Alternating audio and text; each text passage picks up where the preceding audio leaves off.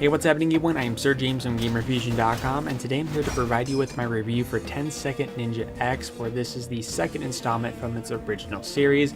And honestly, the best way to describe the game is how it states it on the Steam page, where it states 10 Second Ninja X is a hardcore side-scroller.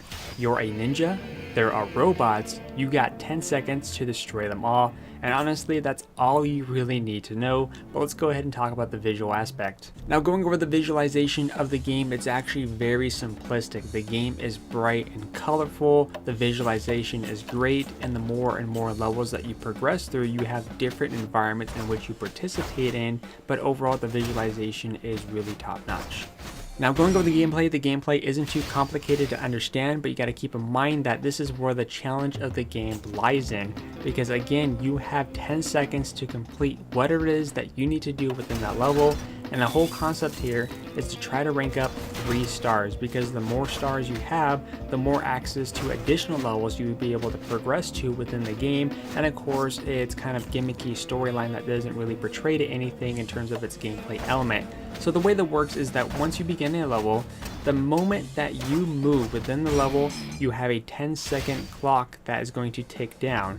The faster you complete the items, the more stars you get. However, the slower your time, the less stars you acquire. So it could be anywhere between an X for incomplete, 1 star for the slowest time, the 2nd star for about medium speed, and of course 3 stars if you happen to complete within the fastest time possible. Not only that, there's even a leaderboard section that you can participate in and against your friends, kind of see who is going to be the ultimate ninja in this Forsaken game. Now, do keep in mind that the more and more further you progress into the game, the more and more challenges that you will end up facing. And again, this game will definitely be testing you to your limits. However, that's what makes this game really enjoyable.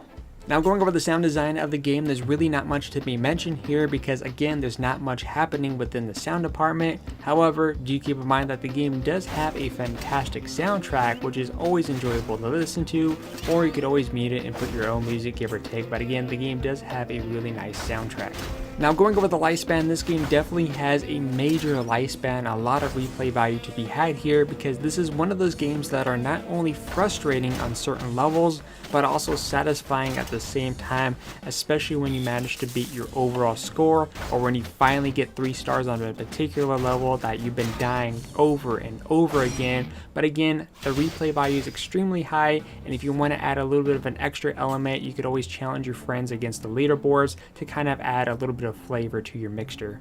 As for the innovation, there's really not much I could say here comparing it to the first one and the second one, since I've never played the original installment. However, one thing to keep in mind is that if you never play the first one, you don't need to play the first to understand the second one, because again, even though there is a story element of some kind, but that's not what the main focus of the game is. The main focus of the game is, of course, dealing with the challenging levels in which you're going to be facing, and of course dying over and over again until you better yourself, and of course get the better overall score, get a total of 3 stars, and progress further and further into the game.